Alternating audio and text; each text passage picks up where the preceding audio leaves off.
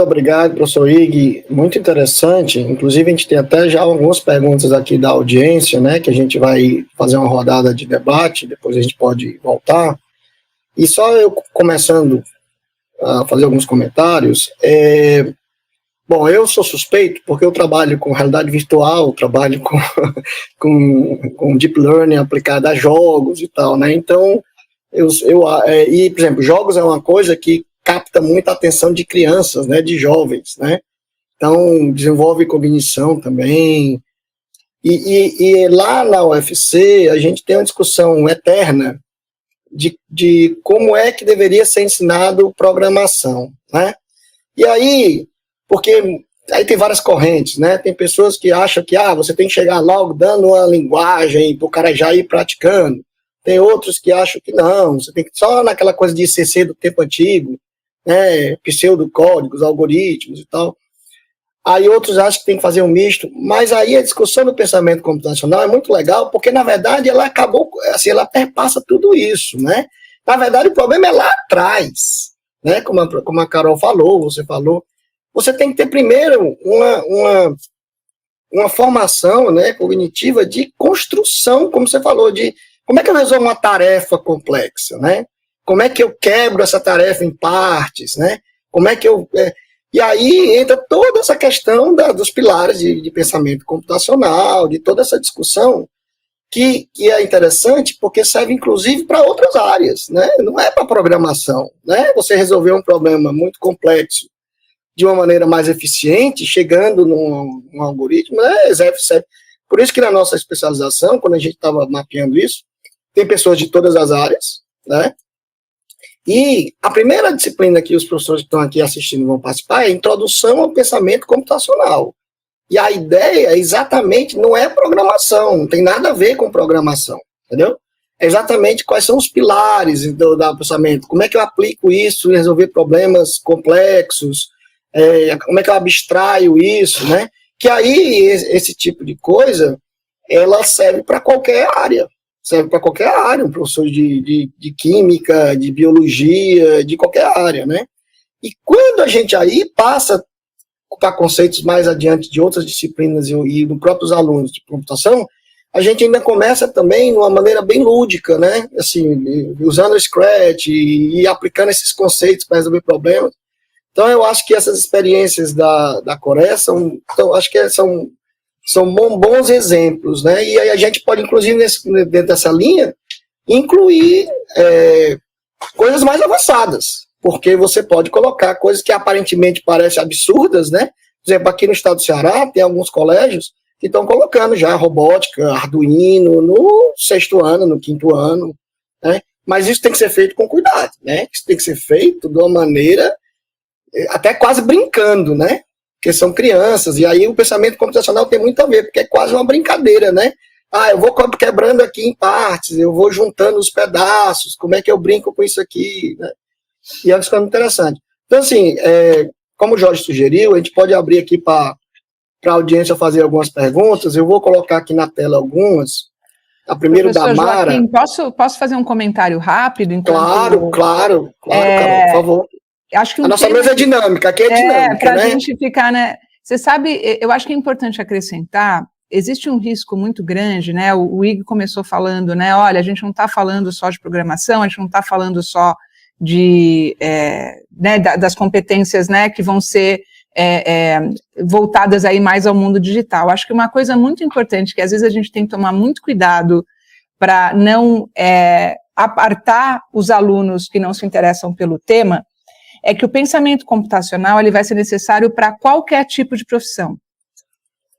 Uma das maiores razões que as tecnologias elas têm uma dificuldade muito grande de aterrissar nas próprias empresas é porque o diálogo entre áreas de negócio e áreas de tecnologia é sempre muito ruim. E é muito ruim por quê? Porque nós não formamos os nossos alunos de forma geral para entender tecnologia e traduzir a tecnologia na resolução de um problema que vai afetar um ser humano. Então, o Ig mostrou o currículo da Coreia, né, assim, como um ponto de partida para a gente discutir, e tinha lá um tema, por exemplo, medicina. Eu sou uma pessoa que estou, né, bastante envolvida na área da saúde, até por conta de participação em hospital, né? Um enfermeiro precisa saber de pensamento computacional? Precisa, pelo menos a base. Por quê? Porque é da experiência dele que vai partir um algoritmo para a saúde digital.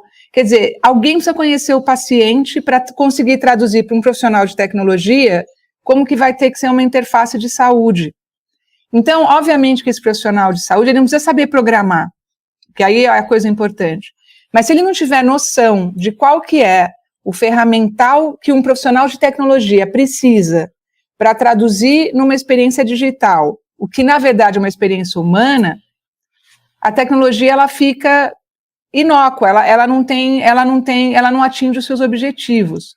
Então, acho que uma importante, quando a gente estiver trazendo isso para a escola, e por isso que é tão importante, não dá para deixar, né, coitado do professor, da professora, já tem tanta coisa para cuidar, é como que a gente traz as parcerias para ajudar esses profissionais de educação, é mostrar que o pensamento computacional é para todas as profissões, porque existe um risco muito grande de grande parte dos alunos se desinteressar. Imagina, pensa o seguinte, eu vou levar um Arduino, acho que o professor Joaquim falou muito bem, tomar cuidado com essas experiências, né? A maioria dos alunos vai olhar e falar assim, não vou trabalhar com tecnologia, eu quero ser um profissional de moda, eu quero ser um profissional de saúde, eu quero ser um profissional de outra profissão, isso não é para mim. E isso é um risco enorme, porque entender o pensamento computacional vai fazer com que esses profissionais que vão estar na linha de frente, trabalhando diretamente com seres humanos, sejam muito mais efetivos em explicar para um profissional de tecnologia mais hardcore, né, mais puro, como que ele traduz em tecnologia o que é a experiência de um ser humano. Então, a gente precisa sofisticar muito e pensar de forma muito ampla as atividades para desenvolver pensamento computacional, para que ela fale e tenha uma conexão com todas as profissões. Então, acho que isso é uma coisa importante aqui que eu gostaria de deixar aqui só, né, como destaque, para que a gente não deixe esse conteúdo apartado, né, de outro grande, né, volume de alunos que não vão ir diretamente para a área de tecnologia. E só completando, Carol, sem querer manipular o debate, né, porque senão a gente acaba se empolgando, e quando você vive isso na prática, isso é muito real, né, por exemplo, eu tive uma experiência recente, eu fui diretor de TI aqui da universidade por 6 anos, 2. E aí, quando você ia conversar com colegas das áreas de negócio, que a gente chama, por exemplo, administradores da Pró-Reitoria de Planejamento, um grande problema era a comunicação, entendeu? Ou seja, os nossos técnicos de TI não sabiam se comunicar com eles para explicar como é que seria a solução de uma demanda deles, e eles não sabiam explicar para os nossos técnicos de TI qual era o problema dele.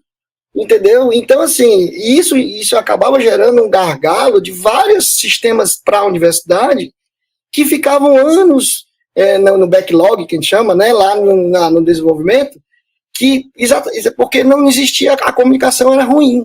Né? Isso acontece no mercado de trabalho, acontece com empresas, por isso que, concordando com o que você fala, é fundamental que o profissional de qualquer área entenda, ter essa formação para exatamente poder passar a demanda de uma maneira que seja mais clara para que ele seja atendido, né? Entendeu? Então, perfeito. E até ia falar, Joaquim, desculpa te cortando, né? Isso traz a relevância dos professores de português. Sim, sim. Porque no final é traduzir a linguagem de fala numa linguagem matemática. E os alunos às vezes acham chatérrimo aprender gramática, porque, por exemplo, vírgula, ponto e vírgula. Mas a simples inserção de uma vírgula, ponto e vírgula, muda a lógica da programação. Sim. Então, a gente precisa trazer muito professor de língua portuguesa, de linguagens, perfeito seu ponto, Joaquim, sobre comunicação, para o discurso de formação de pensamento computacional, para o aluno saber que gramática não é um negócio chato, né, que eu preciso decorar para a prova. É a base do pensamento computacional também, e sim, que vai afetar a comunicação e a clareza da comunicação. Sim, sim. Bom, vamos começar aqui com o debate, né, para a gente não monopolizar tudo, né. A Mara fez uma pergunta que eu vou colocar aqui, e eu acho que vai um ponto também do que a Carol falou, né. Eu acho que esse modelo da Coreia é interessante, mas eu concordo com a Carol que eu falei, tem que ter muito cuidado como é que essas coisas são levadas também para o ensino. porque isso pode realmente, como ela falou muito bem, desestimular também parte dos alunos, né? Então, aprofundando um pouco mais nessa experiência da Carol, da Coreia, você pode elaborar um pouco mais disso aí? Quais foram os cuidados que eles tiveram, se tem conhecimento, né? Para que essa coisa que eles criaram não crie essa separação de mundos e desinteresse de uma parte grande, talvez, dos alunos lá?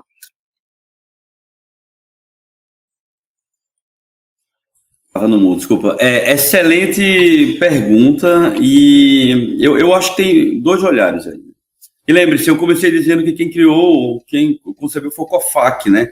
Está preocupado exatamente no estímulo do pensamento crítico, criativo, promoção de inovação e criatividade. Tem dois pontos fundamentais para a gente considerar nisso. Primeiro, nível cognitivo. Quando a gente fala de educação infantil, por exemplo, aquelas crianças, se você for olhar a epistemologia genética de Piaget, está muito mais na fase do concreto.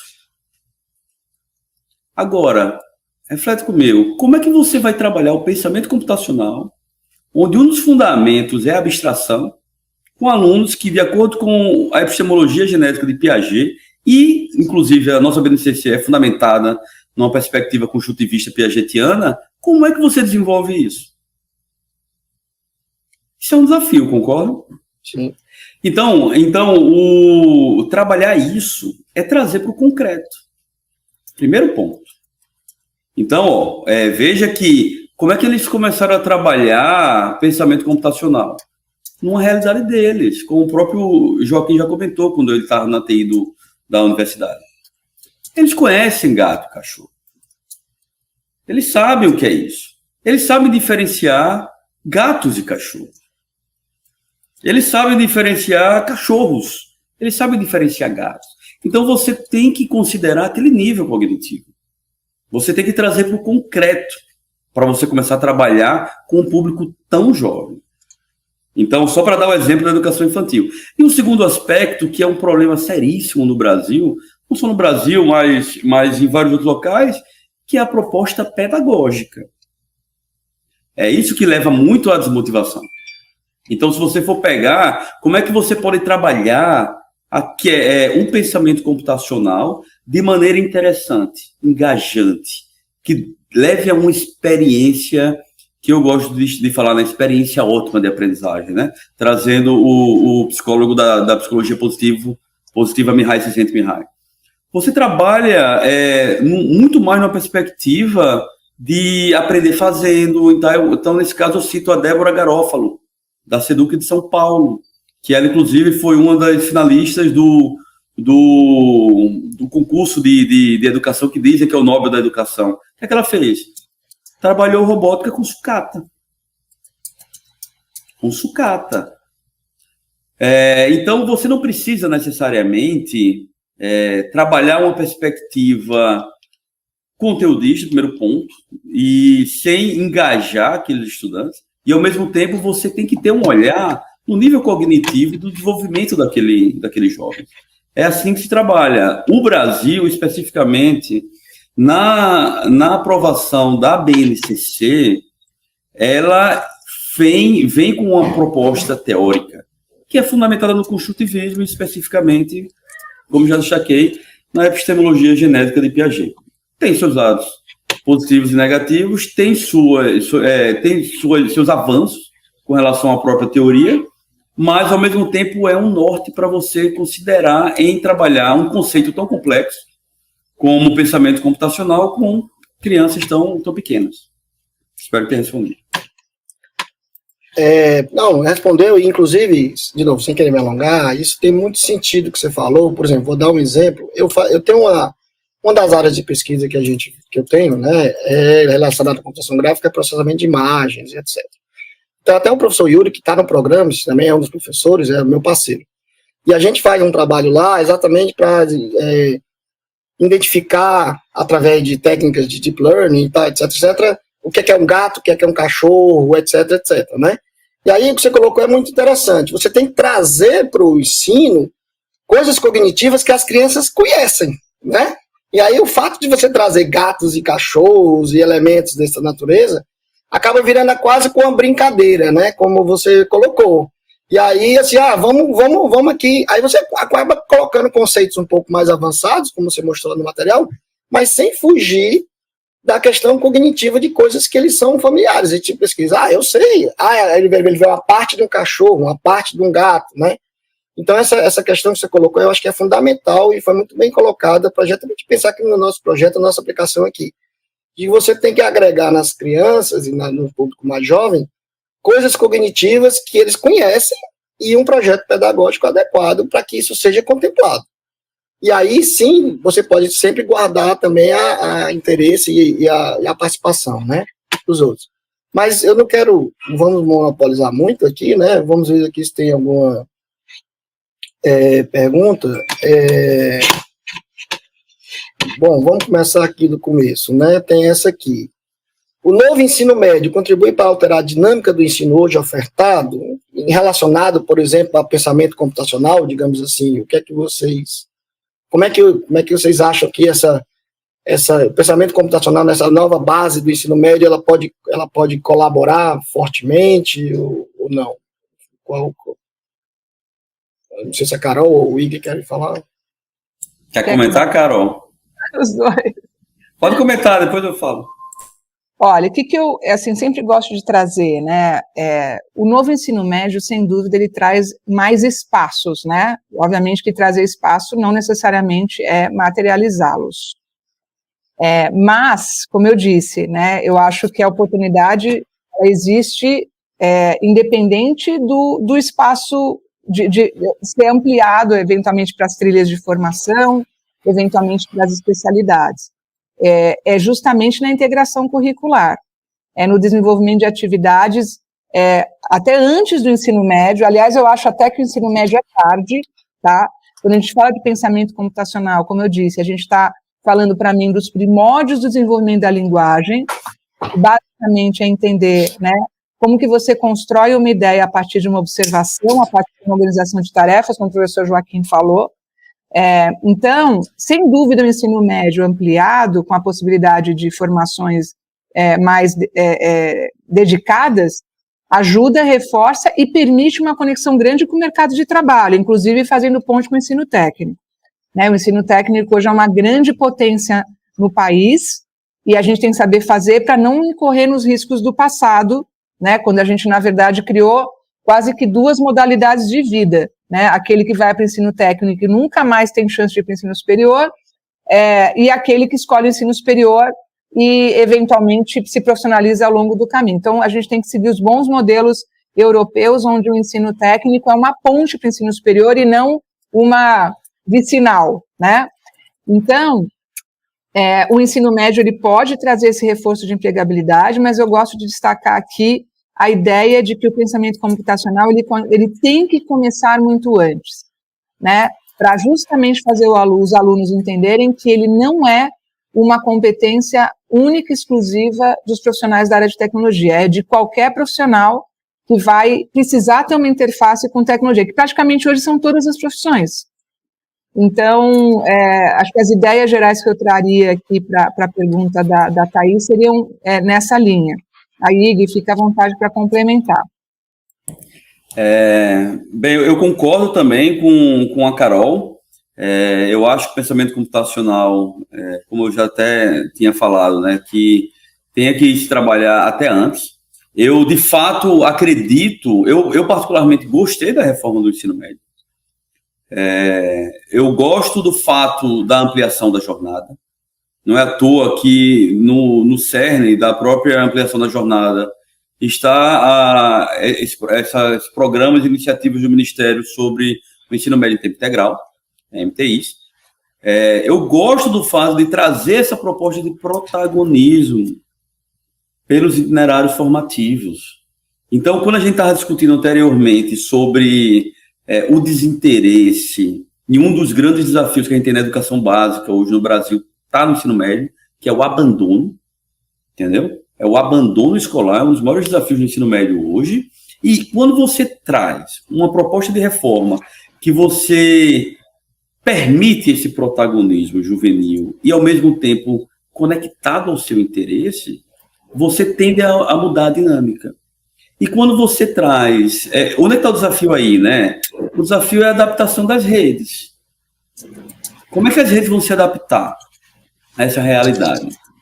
Entendeu? Então, não é só você simplesmente dizer, vamos colocar pensamento computacional, vamos trabalhar diferentes perspectivas, como inteligência artificial, como carros autônomos, mas como é que a implementação disso passa por diferentes desafios. Um deles é a formação. Temos profissionais qualificados para trabalhar isso no ensino médio e nas outras etapas. Então, a gente tem vários desafios. É por isso que essa iniciativa aqui do programa CE é incrível. Incrível. É de fronteira para as necessidades do país. Então, eu acredito sim que o ensino médio ele altera a dinâmica e que, na minha opinião, vem boas perspectivas nos próximos anos para a promoção não só do pensamento computacional, mas pensamento computacional, cultura digital e mundo digital no ensino médio e toda a educação básica. Muito bom. Tem uma outra pergunta aqui. Na verdade, é mais um comentário, né? A gente já falou um pouco sobre isso, mas você pediu para elaborar um pouco mais desse relacionamento entre pensamento computacional e inclusão educacional. Né? Não sei quem quer ir primeiro. E o Jorge também, acho que pode comentar aí, né, Jorge? Alguma coisa, não sei. Bem, deixa eu então começar agora dessa vez. E aí eu passo para a Carol.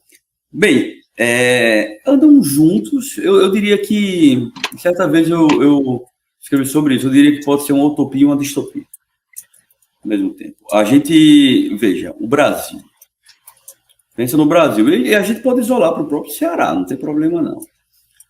A gente tem uma diversidade de infraestrutura, diversidade de acesso, diversidade de disponibilidade de recursos tão grande no país que se torna um desafio o slogan de educação para todos e, mais ainda, de educação de qualidade para todos. É muito bonitinho, gente. Você vê todo mundo falar que educação de qualidade para todos. Vai implementar.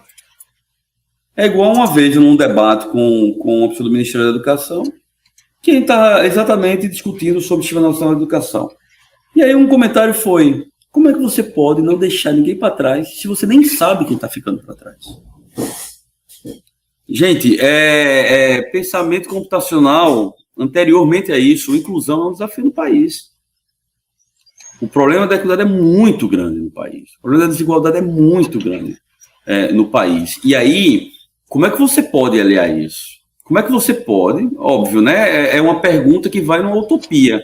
Como é que você pode pensar na universalização da qualidade da educação? Não é trivial se responder sobre isso, mas você pode usar princípios do pensamento computacional para desenhar políticas. Então, eu estou falando de um stakeholder específico. O outro dentro da perspectiva de tecnologias de computação, como é que você pode fazer uso disso para melhorar a inclusão?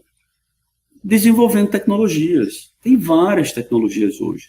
Por exemplo, eu estou vendo aqui que essa pessoa é do autismo, aprendizagem e consultoria. Tem várias tecnologias voltadas para autismo. Para trabalhar o hiperfoco, para trabalhar a empatia. Tem várias tecnologias voltadas para trabalhar o autismo, crianças com autismo.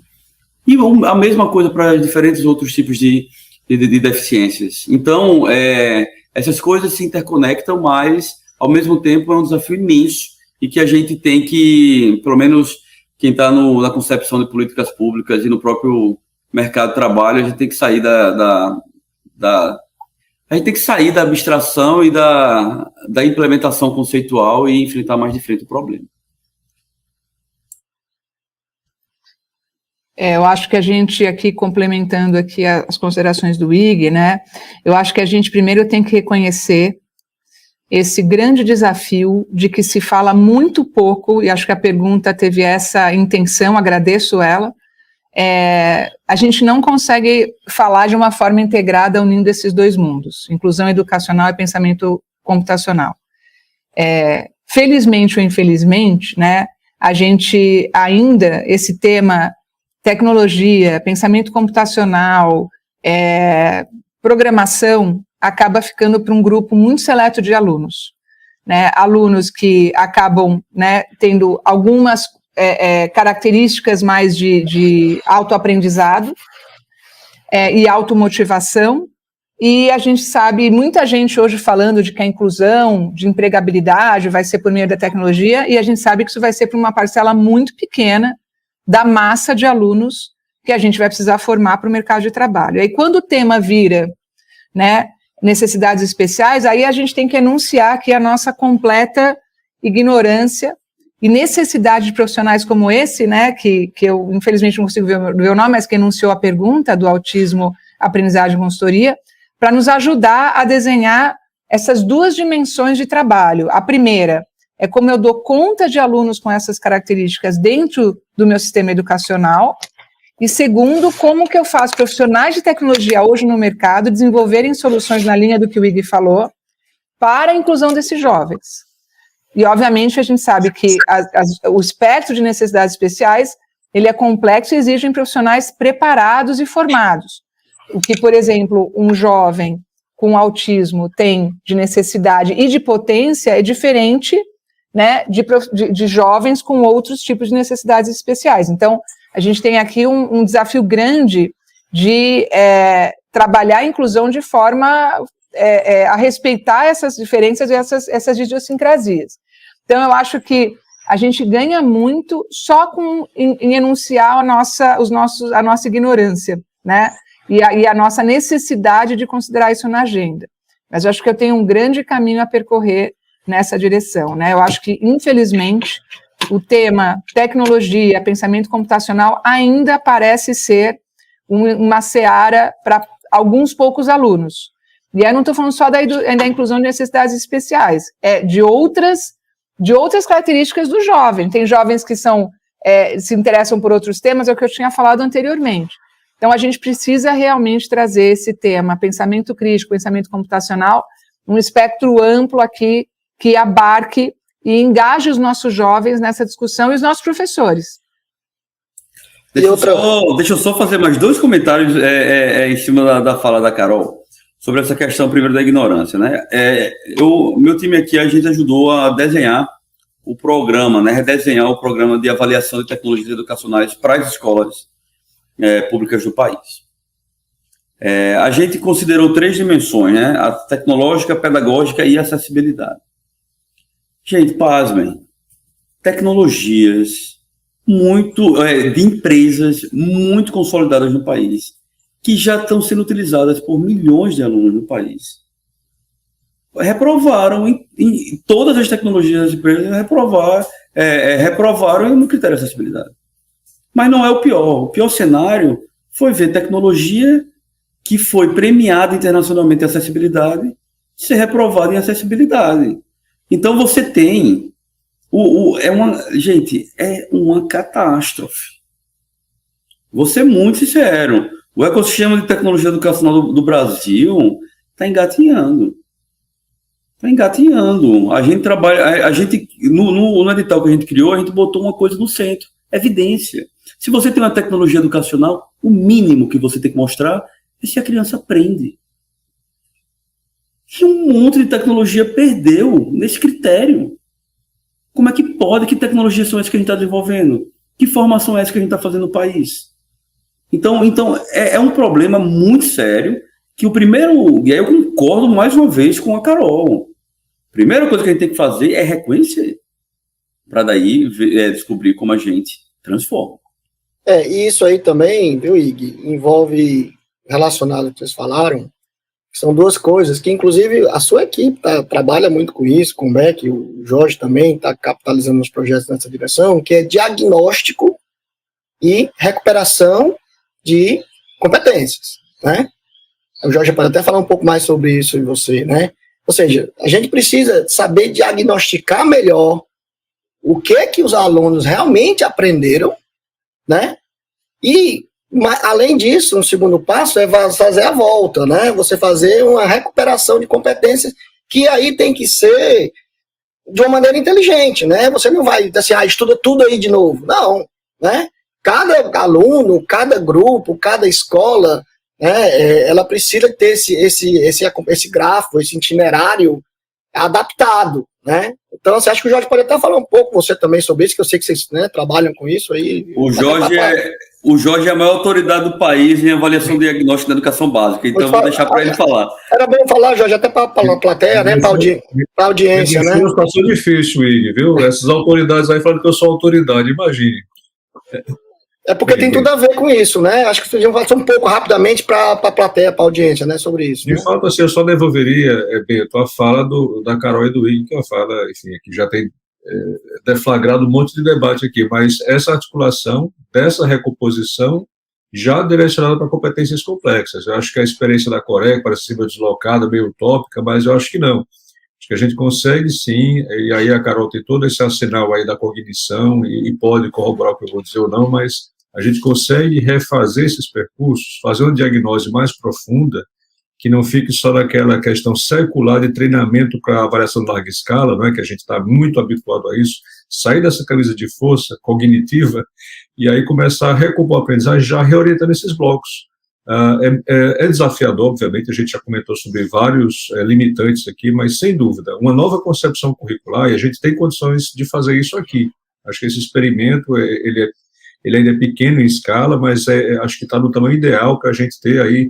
Acho que a vida da Carol e do Ig não é acidental, eles serão parceiros nossos aqui em pensar isso a várias mãos. A gente não vai conseguir enfrentar os desafios sós, mas tem elementos para a gente começar lá a recompor novos significados da matemática, das linguagens que a Carol traz aqui, trazer luz sobre aquilo que é profundo e significativo na aprendizagem. E aí já aliar as competências complexas, que estão assim meio como uma pauta fora do currículo, embora preconizado na BNCC. E aí temos elementos para isso, Bento, mas certamente, concordo integralmente, a gente está fazendo esse esforço conjunto aqui com a UFAL, com várias pessoas, de ter um diagnóstico profundo, de saber mapear as dificuldades, não em termos de uma matriz de referência que alguém produziu de forma meio arbitrária, mas do conhecimento significativo, que também é pensamento complexo e computacional em particular. Porque eu acho que um problema enorme é como é que você vai formar pessoas, recuperar pessoas, se você não tem um diagnóstico, né? Se você não tem análise do que está sendo feito. É a mesma coisa de um pai e uma mãe com um filho, né? Bota lá o filho, contrata um professor particular e ensina lá todas as matérias para ele. Não é assim. Ele tem facilidades cognitivas de algumas matérias e ele tem que, ou o pai mesmo, estudar junto com o filho as matérias que o menino tem mais dificuldade, para que ele possa se desenvolver. Sem um diagnóstico, essas avaliações em larga escala, que tem o seu papel, claro, né? Mas que bota todo mundo no mesmo bolo, fica difícil você fazer uma recuperação de qualidade, né? É um outro tema muito interessante, talvez até para um outro workshop, para saber como é que os outros países fazem isso, né? O Jorge que entende muito disso, né? Como é que as pessoas lidam com isso, e que tem a ver também com o assunto que a gente está debatendo aqui. Bom, Joaquim, eu já ia só fazer um comentário rápido, né? Da gente também tomar o cuidado que o assessment é, de fato, a base de tudo, mas ele precisa estar interligado os grandes objetivos para os quais as escolas vão trabalhar, objetivos de vida, né? Ou de valores, ou de ética, de formação. Porque o outro risco é a gente criar uma máquina de avaliação, né, avaliação, e depois as pessoas não sabem o que fazem com os dados, ou a serviço do quê, quer dizer, quais são as metas que eu crio, quais vão ser os incentivos. O Brasil até que ele mede bastante, assim, existem dados, né, claro que o trabalho como do professor Jorge, ele é super importante, porque ele especifica essas informações no que tange formação de competência. Só que acho que o grande mérito do trabalho é que isso está voltado para uma finalidade, eu quero formar professores. Agora, o dado pelo dado, a informação pela informação, ela às vezes fica perdida nas escolas, né? As informações estão lá, mas eu não uso, né? Então, eu acho que é super importante mesmo, que as escolas, elas partam de grandes princípios, né? Ou de grandes objetivos de formação, para os quais essas avaliações vão servir de insumo, e não, né, começar pela mensuração, senão a gente vai entrar nessa dinâmica de medir, e aí eu depois eu me perco a razão do porquê eu estou fazendo essa mensuração. Parece óbvio, mas tem sido uma prática, eu vejo, por exemplo, em prefeituras, em governos, em espectros de escolas públicas, o contrário, muito dado, e os dados ficam perdidos e sem utilidade, eles não informam o currículo, eles não informam a formação de professores, eles não informam as metas da escola e a gestão do currículo, né? Então, acho que fica esse alerta aqui para a gente não perder isso de vista. Então, ele tem que estar a serviço da inclusão, ele tem que estar a serviço da empregabilidade, ele tem que estar a serviço da formação de professores, para que ele realmente cumpra a sua finalidade. Muito bom. É ideal que esse painel tivesse mais tempo, né? Que é uma discussão muito rica. Mas a gente só tem mais 5 minutos, né? Então, o professor Tarcísio vai fazer a aula magna da especialização. Então, eu queria só, primeiro, agradecer demais a presença de pessoas tão ilustres e tão, assim, envolvidas e com tanto a agregar, né? A plateia também, com perguntas muito boas, excelentes, né? E eu queria deixar vocês aí, para finalizarem aí, cada um de vocês três, né? Finalizando com algum comentário que vocês queiram falar e para a gente fechar a nossa mesa. Vou começar pela Carol. Carol, que você começou, você começa agora. Bom, primeiro agradecer o convite honroso, professor Jorge, todo o time da Federal. Joaquim, obrigada pela mediação excelente, foi um prazer ouvir meu colega de painel, professor Ig, mas acima de tudo, né, foi energizante sentir essa plateia atuante de educadores. No final das contas, são vocês, educadores, que fazem tudo acontecer, e no momento em que muitas das vezes a gente fica desanimado com o país, né, e quando a gente olha as estatísticas dos jovens, né, sem emprego e sem trabalho, ontem saiu num jornal importante aqui de São Paulo, né, que eles inclusive estão localizados em Norte e Nordeste, a gente entende o papel crucial que vocês, educadores, têm nessa agenda, né, e não é uma agenda só de passar competências e formar jovens, mas é trazer para esses jovens uma esperança de futuro, né, uma motivação para ir adiante, e às vezes tirando até do que não se tem, porque os professores também têm o direito, né, a pandemia, né, o que fez, né, com os nossos educadores em termos de burnout, de desafios, e muitas das vezes vocês tiram essa energia, às vezes de onde não se tem, mas vocês que são o nosso futuro, vocês que são a nossa grande esperança de motivação dos nossos jovens. Então eu fico muito feliz e energizada, agradeço profundamente a atenção, para mim que é uma honra estar aqui com vocês. Muito obrigado, Carol. Vamos passar para o Ig, né, que é o nosso convidado também, por favor, Ig. A gente fecha com o Jorge. Bem, eu também gostaria de agradecer, parabenizar a iniciativa, e fazer só uma fala final, no sentido do que eu considero como o desafio, talvez, mais importante, mais premente para a gente conseguir fazer alguma coisa. Que é a visão compartilhada. Tem a ver com o objetivo que a Carol comentou. Eu acredito que não é só ter uma visão. Isso está permeando todas as políticas. Mas, tão importante quanto estabelecer uma visão, é compartilhar essa visão entre os stakeholders. Por que eu estou dizendo isso daí? Ora, vocês, alunos, professores, alunos e professores ao mesmo tempo, aqui a equipe da coordenação da organização e os jovens que vão estar lá interagindo com vocês nessa temática de pensamento computacional. Gente, a gente precisa ter uma clareza de visão e compartilhar essa visão, porque senão, e nesse ano é muito crítico isso, porque senão a gente vai viver sempre nas dicotomias. A gente precisa ser capaz de abstrair essas lutas e bases dicotômicas e ver o que é que a gente está atrás, que é talvez um bem comum. É o bem público. Entendeu? Então, o recado, na minha opinião, que fica, na minha perspectiva, seria o quê?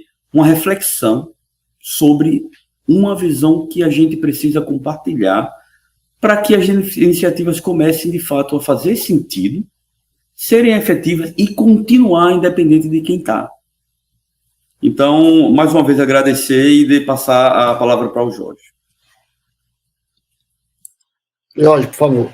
Tá, Beto, obrigado. Assim, mais uma vez, emociona, comove, né? A adesão das pessoas, a gente vê aqui no chat, todos assim, empolgados e inquietos, o que é bom, inquietação aqui tem tudo a ver com esse momento, mas também ver assim, como a gente está aqui trazendo, né, e foi muito significativo ter os perfis do Ig e da Carol, que são emblemáticos, a gente vê que isso não é uma construção que vamos fazer apenas um grupo de escolas e um grupo de professores da universidade, assim, meio que utópicos, né, assim, tentando desbravar essas novas fronteiras, como o Ig falou, levar lá para a fronteira do conhecimento. Não faremos isso sós, então a gente conta aqui realmente com um amparo, com um aparato magnífico, né, a Carol e o Ig vem trazendo isso.